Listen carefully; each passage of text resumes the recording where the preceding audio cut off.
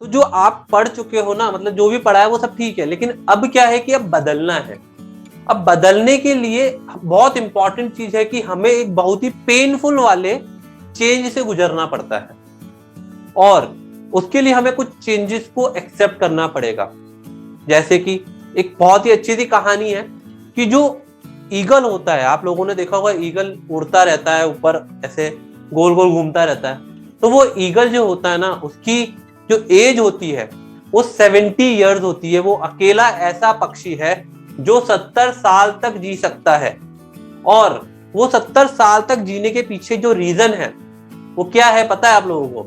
वो ये है कि जब वो 40 साल का हो जाता है तो उसकी चोंच मुड़ जाती है, उसके जो पंजे होते हैं वो मतलब कमजोर हो जाते हैं, और उसके पंख भी भारी हो जाते हैं, तो वो ना उड़ पाता है, ना वो अपने शिकार को अपने पंजों से पकड़ पाता है, ना वो चोंच से मतलब कुछ चीज तोड़ पाता है। वो सारी चीज उसकी मतलब वो बुढ़ापे की तरफ बढ़ता जाता है।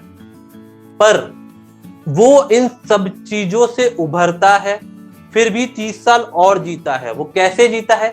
40 साल की उम्र पे वो पहाड़ पर जाता है, तो उस पहाड़ पर जाने के बाद वो अपनी चोंच को ना पत्थर से मतलब एक चट्टान से ठोकता है, और वो तब तक ठोकता रहता है जब तक उसकी चोंच टूट नहीं जाती। और उस चट्टान से अपनी चोंच को तोड़ने के बाद वो वेट करता है नई चोंच के आने का। जो नई चोंच आती है बहुत स्ट्रांग और बहुत बढ़िया आती है, और फिर वो उस चोंच से वो अपने पंजे होते हैं उन पंजों को उखाड़ लेता है। उसमें उसको बहुत दर्द होता है, बहुत पीड़ा होती है, सब कुछ सहन करता है वो, और उससे अपने पूरे पंजे उखाड़ लेता है। फिर वो वेट करता है अपने नए पंजे आने का, और जब उसके नए पंजे आते हैं तो वो अपने पंखों को उखाड़ता है। वो अपने सारे पंख उखाड़ देता है। पंख उखाड़ने के बाद फिर वो वेट करता है, और वेट करके जब उसके नए पंख आते हैं, जो हल्के पंख आते हैं, उस पंखों से वो दोबारा से उड़ान भरता है, और जो आने वाले जो 30 साल है उनको प्रॉपर तरीके से मतलब पूरा यूटिलाइज करता है। और बाकी के 30 साल जो 150 दिन की ड्यूरेशन थी, जो जर्नी थी, उसको यूज करके अपनी जर्नी को आगे बढ़ाता है। तो भाई ये सिर्फ इतनी सी चीजें कि जो आप पीछे पढ़ चुके हो वो मायने नहीं रखता है, आप अभी भी शुरुआत कर सकते हो।